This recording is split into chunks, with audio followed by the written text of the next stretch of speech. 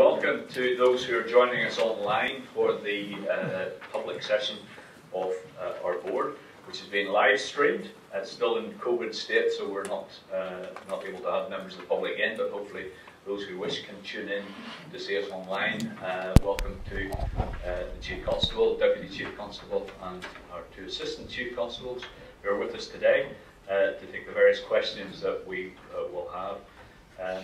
Before I hand over to the Chair, I just want to mention a few matters that have arisen since our September meeting, and there have been lots of things that have happened, as we know, in that period of time. As a board, we have to record our sincere condolences to the Metropolitan Police Commissioner, and Simon, of course, was previously in the Met, as was Mark, so may know the parties concerned, but following the tragic murder of Sergeant Matthew Ratana last week. Particularly poignant that he lost his life just before the National Police Memorial Day. His service and commitment to the community extended far beyond the uniform he wore through his passion for rugby and coaching, and we've heard a lot about that since his passing. It's only in the face of tragic incident that people briefly get an insight of the individual behind the uniform, and we get to hear about the real difference that an officer has made to people's lives inside and outside of work.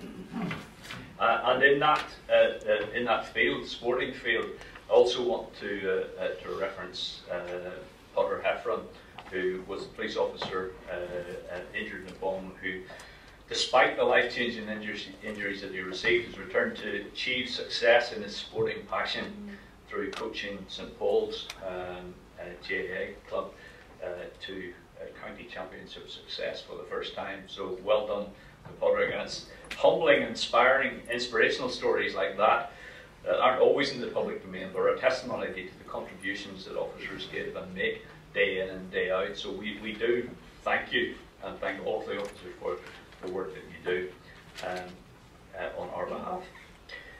We've received a number of reports today, and indeed earlier in our session we heard from the Inspectorate for HMIC. The Joint Inspection Report on Police Custody Arrangements has been published yesterday, and the board, as you know, Chief Constable is fully supportive of rollout of the nurse-led healthcare pilot at Musgrave. The issues around vulnerability, drug and alcohol misuse, and people being brought into custody are not changing. And if there are issues around resourcing that need to be resolved, then we need to work through those with you to make a case to our partners who are involved. Issues around looked after children also need to be resolved quickly.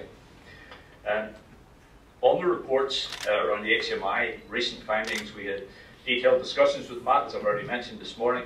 Broadly welcome that HMI's overall findings are deemed to be good and highlight programmes of work already progressed, which have contributed to improving the policing service delivered, and that is a positive. Lots of the questions we've received are around issues for things to change, but they're minor by comparison with the good work that's been done, and indeed the positive moves that we've already heard to enact suggestions that were made in previous years. So well done for that. There will no doubt be questions to further come from there.